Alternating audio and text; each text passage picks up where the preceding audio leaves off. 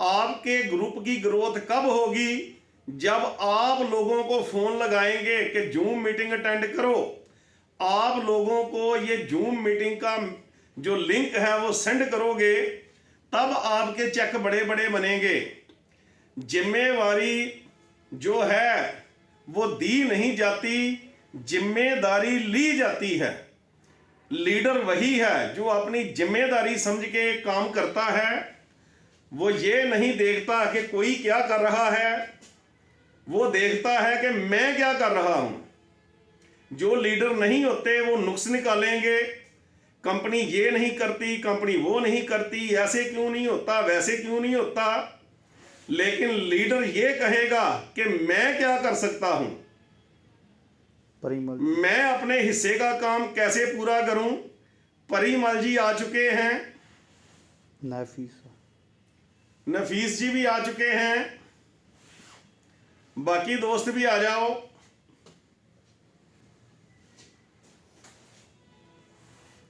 जितनी अपनी वैल्यू बढ़ाते जाओगे, आगे बढ़ते जाओगे। आगे बढ़ने का यही फार्मूला है, अपने आप पे काम करना पड़ेगा। सभी लोग दुनिया में 8-10 घंटे काम करते हैं। इन्हीं 8-10 घंटों में कोई 10,000 महीने का कमाता है, कोई 20,000 कमाता है, कोई 10 लाख रुपया कमाता है, कोई 10 करोड़ कमाता है। फर्क क्या है दोनों में? फर्क इनमें यही है कि जो लोग 10 करोड़ एक दिन में कमा रहे हैं, उन्होंने अपनी वैल्यू बढ़ाई है। कोई ये नहीं किया कि किस्मत अच्छी है, उनकी किस्मत अच्छी नहीं है, काम सभी कर रहे हैं। उन्होंने अपनी वैल्यू बढ़ा ली।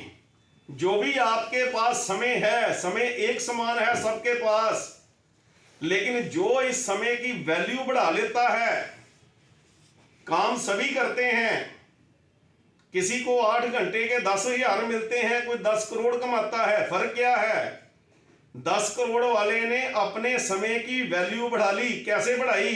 अपने पे काम करना पड़ेगा। लोगों को बदलना नहीं है, अपने को बदलना है। जितना ज्ञान बढ़ाओगे, जितनी अपनी वैल्यू बढ़ाओगे, पैसा उतना ही आएगा। कितने लोग हो गए? 6। क्या टाइम? 4:06। हाँ, 6 मिनट हमारे जाया हो चुके हैं दोस्तों। 4:06 हो गए। पहले तो नए साल की आपको मुबारकबाद। भगवान का शुक्रिया कीजिए, कृतज्ञ रहिए उस भगवान के कि उसने 1 साल और हमको जीने के लिए दे दिया। बहुत से ऐसे लोग थे जो ये 2023 जो सन है वो देख नहीं पाए। हमने इस झंझट में नहीं पड़ना, ये अंग्रेजों का साल है, वो हमारा साल है, ये उसका साल है। समय की गणना है बस, और कुछ नहीं है।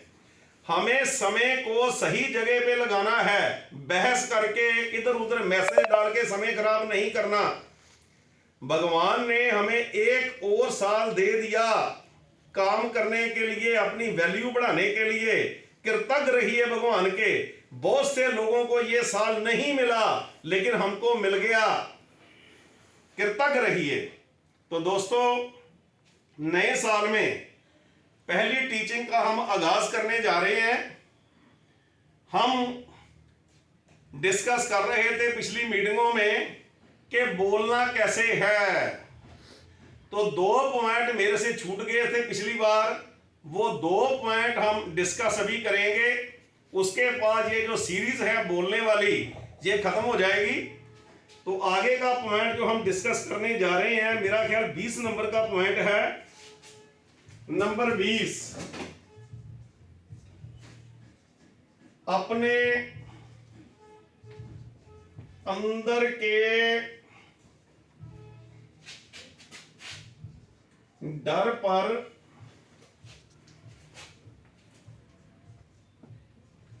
कंट्रोल करें।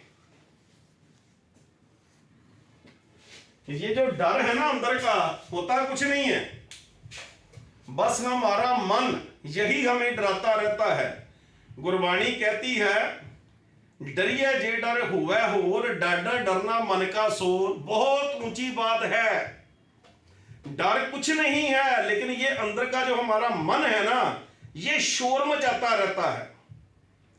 जब भी आप डर रहे हो तो अपने अंदर झांक कर देखना, अंदर से शोर आ रहा है, ये ना हो जाए, वो ना हो जाए, हम सूनी सड़क पे जा रहे हैं, कोई इधर से ना आ जाए, कोई लूटने वाला ना आ जाए, ये ना हो जाए, वो ना हो जाए। ये अंदर का शोर है, ये अंदर से ना शोर मचा रहा है और बंदा डर रहा है। इस डर ने बहुत कुछ खत्म कर दिया। जिन लोगों को हार्ट की प्रॉब्लम आती है, जब डॉक्टरों ने उनके हार्ट निकाल कर देखे तो 50-60% ऐसे लोग होते हैं जिनको हार्ट की कोई प्रॉब्लम नहीं होती। क्योंकि हम देखते हैं ना कि हार्ट की प्रॉब्लम क्यों आती है। जब नाड़ियां ब्लॉक हो जाती हैं, खून का दिल ने पंप करना होता है, खून को पूरे शरीर में भेजना होता है, लेकिन उसके जो रास्ते हैं वो अवरुद्ध हो जाते हैं, उनमें चर्बी जो फैट है वो जम जाती है। जो खून है पंप तो किया दिल ने, लेकिन वो आगे नहीं जा पाया, उसको हम बोलते हैं कि हार्ट अटैक आ गया। हार्ट अटैक की वजह से बंदे की मौत हो गई। तो वैज्ञानिकों ने देखा जिनको हार्ट की प्रॉब्लम आती है, बहुत से लोगों का हार्ट निकाल के देखा, तो क्या देखा उन्होंने कि उनको हार्ट की कोई प्रॉब्लम नहीं थी, एक पैसे की प्रॉब्लम नहीं थी, लेकिन वो फिर भी मर गए। क्यों मर गए?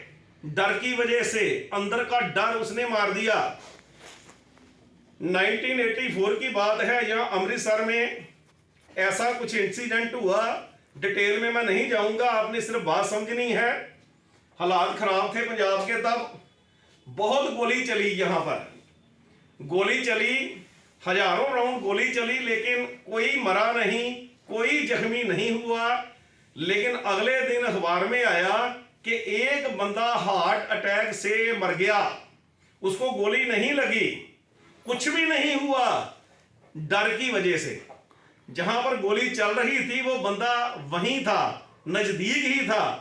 गोलियों की आवाज से वो इतना डरा, इतना डरा, हार्ट की प्रॉब्लम नहीं थी, उसको हार्ट अटैक आ गया और मर गया।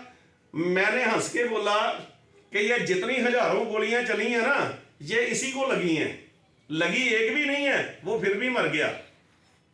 जो चला रहे थे आमने सामने, उनको कुछ भी नहीं हुआ, लेकिन साइड में बैठा एक बंदा डर की वजह से मर गया। ऐसे हजारों इंसिडेंट डेली होते हैं। बंदे को बीमारी नहीं होती, फिर भी वो बीमारी की वजह से मर जाता है, अपने डर की वजह से। ये ना हो जाए, वो ना हो जाए, डरता रहता है बंदा। डर पर काबू पाइए। जब आप बोलने जाते हो ना स्टेज पर, तो रास्ते में आप डर रहे होते हो, डर की वजह से जब आप स्टेज पे जाते हो तो आप अच्छी तरह बोल नहीं पाते। डर पे काबू पाइए। मैंने आज भी सुबह जो ब्रेकफास्ट आपके लिए भेजा, उसमें भी मैंने डर के विषय में रात को बैठ के, क्योंकि ये जो मैसेज मैं भेजता हूं ना आपको, रात 12-12 बजे तक बैठ के मैं लिखता हूं। मेरे को शौक है, ये मेरा शौक है। रात को बैठ के मैं लिखता हूं, 12 बजे तक मैं जाग रहा होता हूं। एक बार क्या हुआ, एक पहुंचे हुए महापुरुष, वो शहर के बाहर कुटिया बनाकर रहते थे। तो एक दिन अपनी भक्ति में लीन थे, तो उन्होंने देखा, क्योंकि जो महापुरुष होते हैं उनकी दूरदृष्टि, तीसरा नेत्र सब कुछ देख लेता है, जो हमें दिखाई नहीं देता वो उनको दिखाई दे जाता है। वो अपनी भक्ति में लीन थे, तो उन्होंने देखा कि मौत का देवता शहर में एंटर कर रहा है। तो उन्होंने आंखें खोली, उसको आवाज लगाई, इधर आओ भैया, कहाँ जा रहे हो? तो उसने बताया, जी परमात्मा ने, उस खुदा ने मेरे को ऑर्डर किया है कि 5000 लोगों की ना जान निकालनी है, 5000 लोगों को मैंने लेके जाना है यहां से। तो संत जी बोले, ठीक है भाई, तुम्हें ऑर्डर हुआ है, ऑर्डर तो कैंसिल हो नहीं सकता, भगवान का ऑर्डर है, तो आप जाओ अपना काम करो। तो वो चला गया। उस शहर में बीमारी फैल गई, लोग मरने लगे। कुछ ही दिनों में उस बीमारी से 10,000 लोग मारे गए।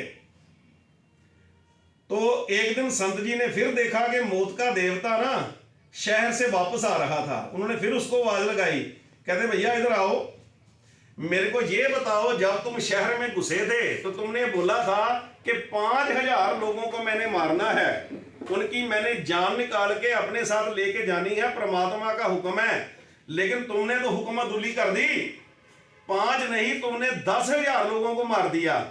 और बात ध्यान से सुनना, मौत का देवता आगे से क्या बोलता है, कहता जी आप यकीन मानिए मैंने परमात्मा के हुक्म की अदुली नहीं की, मैंने तो 5000 लोगों को ही मारा है। तो वो कहने लगे ये 5000 जो दूसरे लोग हैं वो कैसे मारे गए? कहता ये तो डर की वजह से मर गए, मैंने नहीं मारा इनको। इनकी आयु किसी की 80 साल थी, किसी की 90 साल, किसी की 100 साल, लेकिन डर की वजह से कोई 40 साल में मर गया, कोई 50 में मर गया, कोई 30 में मर गया। मैंने 5000 लोगों को मारा है, 5000 लोग तो डर की वजह से मर गए। ये हकीकत है दोस्तों।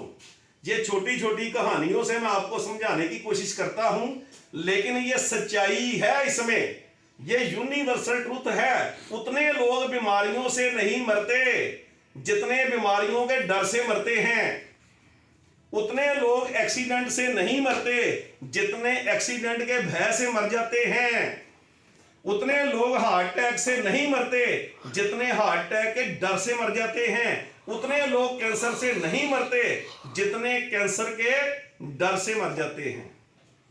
डर ये बहुत भयानक बीमारी है, इस पर काबू पाइए। ये जो डर अंदर से, ये जो मन हमारा चीख चीख के हमें डरा रहा है, प्रति पल जहां भी आप चले जाओ, कोई भी काम करो, ये डराने लगता है हमको। इस डर पे काबू पाइए, एक दिन में नहीं होगा, नहीं होगा, प्रैक्टिस करनी पड़ेगी। जब भी डर लगे कोई बात नहीं, हंसिए, लंबी लंबी सांसें लीजिए, कोई परवाह नहीं, भगवान मेरे साथ हैं। आप ये करिए, वो खुदा मेरे साथ है। डर पे काबू पाइए, मैं अकेला नहीं हूं, नहीं हूं मैं अकेला, वो प्रतिपल मेरे साथ है। जब आप ये अनुभव करेंगे कि ऊपर वाला आपके साथ है तो डर भागने लगेगा। डर पे काबू पाइए। जब आप स्टेज पर बोलने जा रहे हो, अगर आप डर रहे हो तो जो कुछ भी आप सोचकर जा रहे हो कि मैंने ये बोलना है, आप बोल नहीं पाओगे। जब मैं नेटवर्किंग करता था तो मेरा एक लीडर बोला, कहने लगा जी मैं आपसे नाराज हूं। मैंने कहा जी बोलो। कहता जी जब भी सेमिनार होता है तो आप स्टेज पर बोलते हो, हमें बोलने का मौका ही नहीं देते। मैंने कहा जी कोई बात नहीं, आज आपको मौका देते हैं हम। मैंने स्टेज पर बोला कि आप ना मेरे को आज टाइम मत दीजिए, मेरा ये लीडर है, ये स्टेज पर बोलेगा। वो कहने लगे नहीं जी आपको तो टाइम देंगे ही देंगे, लेकिन इनको भी हम टाइम दे देंगे। मैंने कहा चलो ठीक है। तो मैंने उसको बोला कि भाई साहब तैयारी करो, आज टाइम है आपके पास, बस स्टेज पे जाओ, बता दो कि आप क्या हो। वो बंदा स्टेज पे गया, यकीन मानिए इतना डर रहा था, इतना डरा, वहां बोल ही नहीं पाया, कुछ भी बोल नहीं पाया। और उसने कहा जी मैं जो सोच कर आया था, मैं ये शेर बोलूंगा, ये कविता बोलूंगा, ये बोलूंगा, वो बोलूंगा, वो भूल गया। किसकी वजह से? डर की वजह से। अच्छा बुला रहा था वो, ये नहीं है कि वो बोलना नहीं जानता था। जो होम मीटिंग होती है, जो हमारी छोटी मीटिंगें होती हैं, वहां पर अच्छा बोलता था, लेकिन स्टेज पर गया, डर की वजह से वो बोल ही नहीं पाया। तो पूरे शरीर आपका काम करना बंद कर देता है जब हम डरे होते हैं। तो ये डर पर आपने काबू पाना है। जब भी आपने बोलने जाना है, डर को साइड पर रखिए, कोई परवाह नहीं, कोई परवाह नहीं। ये प्रैक्टिस आपको करनी पड़ेगी। अगर डर को साइड पर रखेंगे फिर आप अच्छे बुलारे बनेंगे, अच्छी तरह से आप बोल पाएंगे। आगे चलते हैं। नंबर 21, चुप के हथियार का इस्तेमाल करें।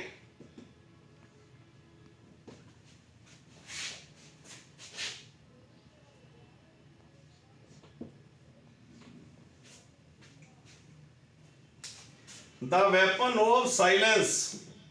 किसी वक्त क्या होता है, आप बोल रहे हो और आप देख रहे हो कि लोग आपस में बातें कर रहे हैं, आप तो बोल रहे हो, अच्छा बोल रहे हो, लेकिन लोग जो बैठे हैं, किसी वक्त क्या होता है, कुछ नए लोग आए होते हैं सेमिनारों में, बड़ी मीटिंगों में। जो पुराने होते हैं उनको तो पता चल गया कि हमारा बड़ा लीडर बोल रहा है, वो आराम से बैठ जाएंगे।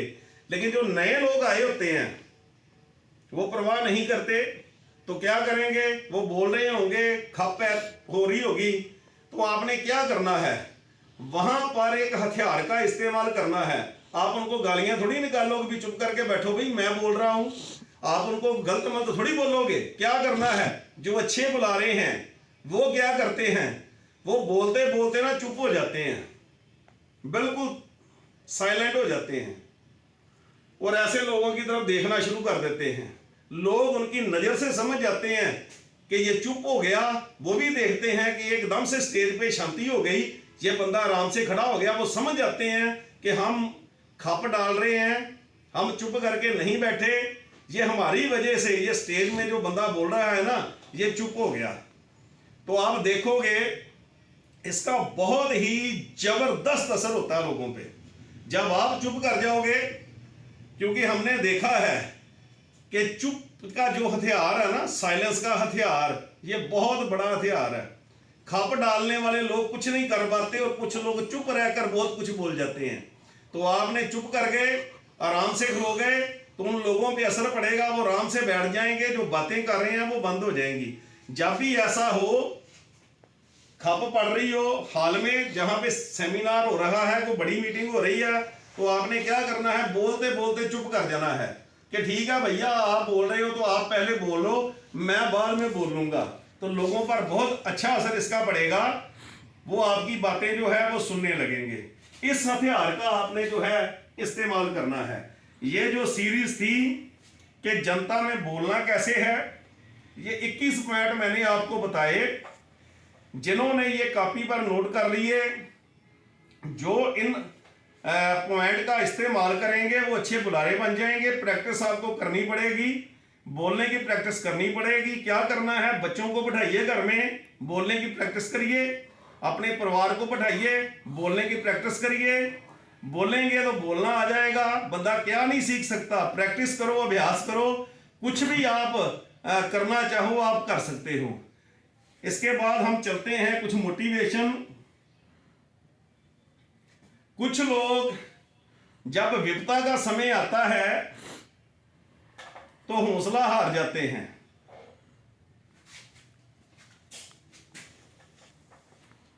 नंबर 1, हौसला रखिए।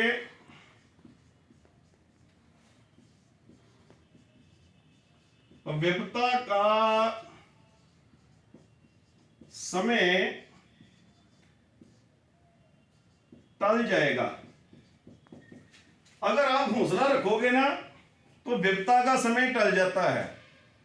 कुछ लोग जब विपदा आती है तो रोने लगते हैं, बिलखने लगते हैं। इससे क्या होगा, कुछ भी नहीं होगा, आपकी प्रॉब्लम और बढ़ जाएगी। जब भी विपदा का समय हो तो अपने दिमाग से पूछिए कि क्या करना चाहिए मेरे को, क्या क्या पॉसिबिलिटी हैं, मैं क्या क्या कर सकता हूं।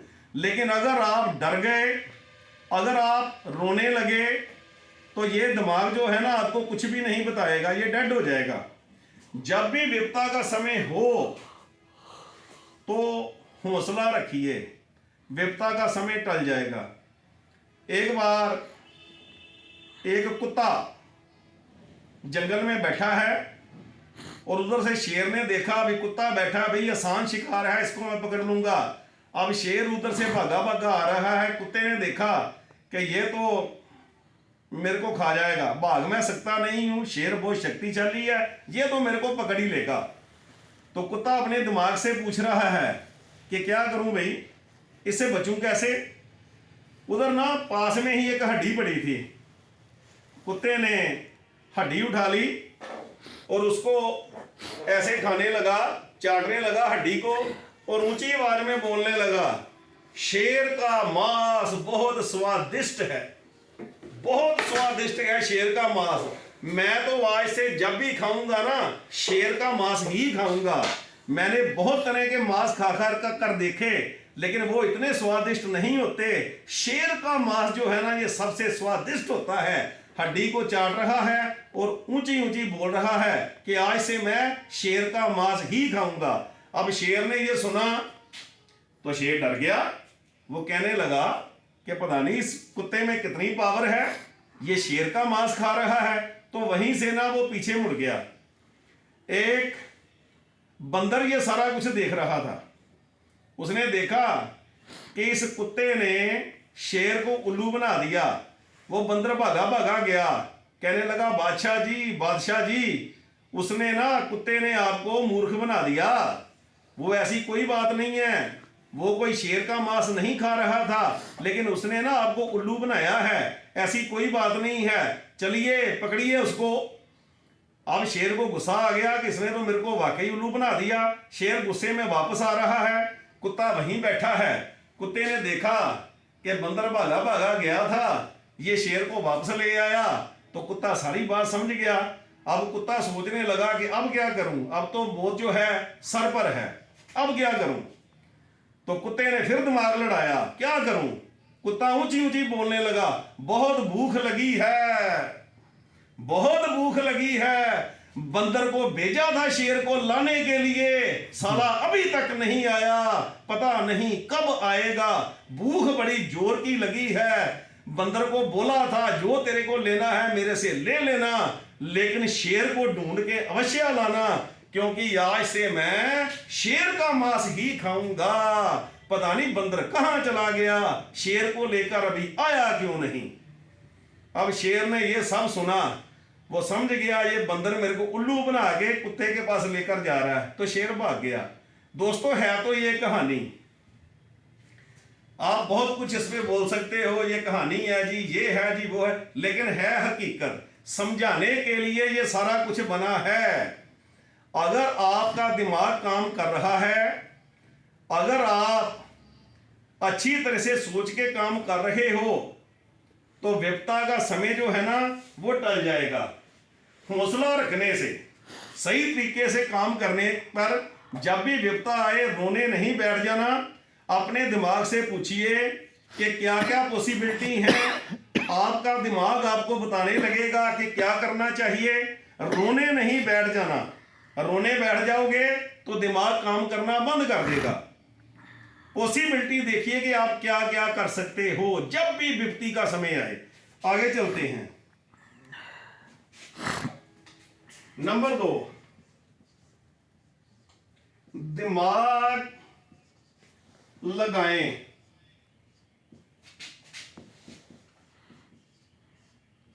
कमजोरियां भी ताकत बन जाएंगी। दिमाग लगाएं। कोई कमजोरी है आप में, वो भी आपकी ताकत बन सकती है अगर दिमाग लगाएं। कुछ भी कमजोरी हो सकती है, उसको आप ताकत में बदल सकते हो। जापान की सच्ची घटना क्या हुआ, एक बच्चा बचपन में उसका एक्सीडेंट हो गया, तो एक्सीडेंट में बच्चा बच तो गया, लेकिन उसका ये जो बायां हाथ है ना, ये कट गया। उसका नाम था अकाइयो, सच्ची घटना है। बायां हाथ कट गया अकाइयो का। अब वो बच्चा थोड़ा बड़ा हुआ तो उसने अपने माँ बाप को बोला, जी मैं ना जुडो का प्लेयर बनना चाहता हूँ, मेरा सपना है कि मैं जुडो का प्लेयर बनूं। अब हाथ एक और जुडो का प्लेयर कैसे बने। फिर भी माँ बाप ने कहा कोई बात नहीं, बच्चे की इच्छा पूरी करनी है। एक बढ़िया कोच था उस शहर में, वो उसके पास बच्चे को ले गए। उनको कहने लगे कि हमारा बच्चा जुडो का प्लेयर बनना चाहता है, इसका सपना है, आप इसको जुडो सिखाइए। उन्होंने कहा ठीक है जी, मैं इसको ट्रेन करूंगा। तो उन्होंने एक दाव सिखाया उस बच्चे को। उसको बोला कि तुमने लगातार इसकी प्रैक्टिस करनी है। तो लगातार उसने प्रैक्टिस की। पहले दिन भी उसी दाव की प्रैक्टिस, दूसरे दिन भी, 1 महीने बाद भी, 2 महीने बाद भी, 5 महीने बाद ही एक ही दाव की प्रैक्टिस लगातार 1 साल उसी दाव की प्रैक्टिस। अब बच्चा अपने घर में गया, अपने माँ बाप से बोला 1 साल हो गया, कोच ने मेरे को एक ही दाव सिखाया, अब आगे वो बढ़ ही नहीं रहे हैं, एक ही मेरे को बोल रहे हैं ये दाव तेरे को सिखाया, बस तू इसकी प्रैक्टिस कर। उसके माँ बाप गुस्से में आए कि भैया एक ही दाव सिखा दिया, आगे ये बढ़ ही नहीं रहा है। तो जाकर कोच को बोले कि आप इसको कुछ और भी सिखाइए। उसने कहा जी मैं इसका कोच हूं, आप मेरे पर रहने दीजिए, कुछ ही दिनों में एक कंपटीशन होने जा रहा है, अकाइयों को मैं वहां भेजने जा रहा हूं।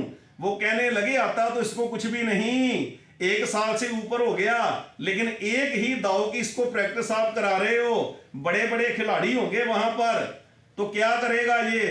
वो कहने लगा आप चिंता मत करो, मेरे पे ट्रस्ट रखो, भरोसा रखो मेरे पे, जो भी होगा बढ़िया होगा। आखिर वो दिन आ गया जिस दिन वो कंपटीशन था। सामने खिलाड़ी जो था बहुत दमदार था। तो क्या हुआ, सामने दमदार खिलाड़ी, सालों की मेहनत उसकी, बढ़िया खिलाड़ी जिसने बहुत से खिताब पहले जीत चुका था जुडो में, लेकिन इधर अकाइयो जिसका ये बायां हाथ ही नहीं, 1 हाथ वाला, सामने खिलाड़ी 2 हाथ वाला, इधर 1 हाथ वाला, उसको बहुत से दाव आते हैं लेकिन अकाइयों को सिर्फ 1 दाव आता है। जब मुकाबला हुआ 10 मिनट। जब मुकाबला हुआ तो रिजल्ट क्या आया, अकाइयो जीत गया। सामने वाला जो खिलाड़ियों का खिलाड़ी था जिसको बहुत दाव आते थे वो हार गया, अकाइयो जीत गया। सब हैरान, एक तरफ इतना बड़ा खिलाड़ी, दूसरी तरफ सिर्फ 1 दाव वाला, 1 बाजू वाला अकाइयो, ये जीत कैसे गया। माँ बाप भी बहुत हैरान। अगले दिन माँ बाप कोच के पास गए, कहने लगे जी हमारा बच्चा जीत गया, हमें बहुत खुशी है, लेकिन हमें ये बताइए ये करिश्मा आपने किया कैसे। तो कोच का जवाब सुनिए। कोच ने कहा मैंने इसको सिर्फ 1 दाव सिखाया और लगातार इसने उसकी प्रैक्टिस की, ये मास्टर बन गया उस दाव का। ये जो दाव इसने अपने एपोजिशन वाले प्लेयर पर लगाया, उसकी एक ही काट थी कि वो खिलाड़ी इसके बाएं बाजू को पकड़ के इसको नीचे गिरा सकता था, लेकिन इसका तो बायां बाजू था ही नहीं। अब वो हाथ कहां डाले। एक ही काट थी उस दाव की कि बाएं हाथ को पकड़कर उसने इसको नीचे गिराना था, लेकिन इसका बायां हाथ तो था ही नहीं। अब देखिए दोस्तों, जो कमी थी ना, जो कमजोरी थी, वही ताकत बन गई। आप भी देखिए, कुछ भी कमजोरी है आप में, वो आपकी ताकत बन सकती है। थोड़ा सा दिमाग लड़ाना पड़ेगा, थोड़ा सा दिमाग लड़ाना पड़ेगा, ताकत बन जाएगी। एक बंदा एवरेस्ट पर गया, उसके पांव गल गए, वापस आना पड़ा। तो क्या हुआ, डॉक्टरों ने पांव काट दिए। जब बर्फ में पांव गल जाते हैं ना, उसका इलाज नहीं होता कोई भी, पांव काटने पड़े, पांव काट दिए। अब उसने ना लोहे के पांव लगा लिए। अब पत्रकार जर्नलिस्ट उससे पूछते हैं अब तो आपका सपना गया, अब तो आप एवरेस्ट पर जा ही नहीं पाओगे। कहता नहीं, मैं जाऊंगा। जो खिलाड़ी होते हैं वो कभी क्विट नहीं करते। मैंने कल परसों आपको बताया था, नेवर क्विट। वो कभी मैदान नहीं छोड़ते, जो मैदान नहीं छोड़ते वो जीत के दिखाते हैं। कहता कोई बात नहीं, पांव कट गए, कोई प्रॉब्लम नहीं, मैं जाऊंगा। और जो लोहे के पांव के साथ उसने एवरेस्ट की चढ़ाई शुरू की तो वो शीर्ष पे पहुंच गया। एवरेस्ट को उसने सर कर लिया, झंडे गाड़ दिए एवरेस्ट पर। और जब पत्रकारों ने उससे पूछा कि अपने असली पांव से तो आप जा नहीं पाए, बीच रास्ते से आपको वापस आना पड़ा, ये नकली लोहे के पांव से आप एवरेस्ट पर कैसे चले गए। तो उसका जवाब क्या था, जब मेरे असली पांव थे तो नीचे से पांव से बहुत ठंड लगती थी, मेरे पांव गल जाते थे, लेकिन मैंने अपने आप को बोला अब तेरे वो पांव नहीं है जो ठंड में गलेंगे, अब तो ये लोहे के हैं। तो लोहे के पांव की वजह से मैं एवरेस्ट पर चला गया। जो कमजोरी थी उसी को ताकत बना लिया। सोचने का तरीका, वो ये भी सोच सकता था कि मेरे पांव नहीं, अब मैं एवरेस्ट पर कैसे जाऊं, लेकिन उसने कहा कि अब तो ये लोहे के हैं, अब तो ये गलेंगे नहीं। जितनी मर्जी बर्फ हो एवरेस्ट पे, ये तो गलेंगे नहीं, मेरे को ठंड भी नहीं लगेगी क्योंकि लोहे के हैं। कहने लगा अब क्या प्रॉब्लम, कमजोरी थी लेकिन उसको ताकत में बदल लिया। आपकी कमजोरियां भी आपकी ताकत बन जाएंगी। कोई भी कमजोरी है, ये तो मैं कुछ उदाहरणें दे रहा हूं आपको, ये सच्ची उदाहरणें हैं, लेकिन अगर आप दिमाग लगाओगे, कुछ भी कमजोरी है वो आपकी ताकत बन जाएगी। कितना समय शेष है? 5 मिनट। 5 मिनट, ठीक है। एक मिनट और आगे चलते हैं। नंबर 3, सामने वाला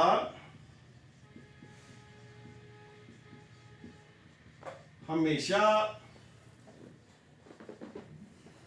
गलत नहीं होता। किसी वक्त हम सामने वाले को गलत साबित करने की कोशिश करते हैं, लेकिन जो सामने वाला है वो हमेशा गलत नहीं होता। हम कहते हैं ये बात ऐसे है, वो कहता है कि ये बात ऐसे है, लेकिन ऐसे नहीं होता। देखिए, ये मैं आपको दिखा रहा हूं, इसको आप पढ़ोगे तो कितना है ये आपको दिख रहा है, ये 9 है, लेकिन जब मैं इसको देख रहा हूं तो मेरे को 6 दिखाई दे रहा है। ये 9 भी बन जाएगा और 6 भी बन जाएगा। सामने वाला जिसके साथ आप कभी बहस कर रहे हो, जिस पॉइंट पर आप बहस कर रहे हो सकता है कि वो भी सही हो और आप भी सही हो। इसलिए कभी भी ये मत सोचिए कि सामने वाला गलत है, सामने वाला भी सही हो सकता है और आप भी सही हो सकते हो। अपना अपना नजरिया, अपना अपना नजरिया, सोचने का ढंग। एक बंदा सोच रहा है कि ठीक है भाई, मेरे लोहे के पांव हैं, अब तो फायदा ही फायदा है, और एक बंदा सोच रहा है कि अब तो पांव नहीं है, मैं एवरेस्ट पर नहीं जा पाऊंगा।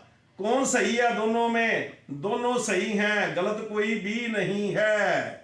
एक बंदा सोच रहा है कि मेरा तो बाजू नहीं है, अब मैं जुडो नहीं खेल पाऊंगा। एक बंदा सोच रहा है कि एक हाथ नहीं है, मैं वो दाव खेलूंगा कि जीत के दिखाऊंगा। कौन सही है? दोनों सही हैं। सोचने का ढंग, आपने सोचने का ढंग कौन सा बनाना है, ये आपके हाथ में है। आगे चलते हैं।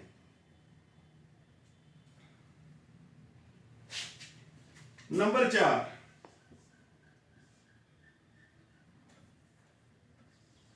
भला करो,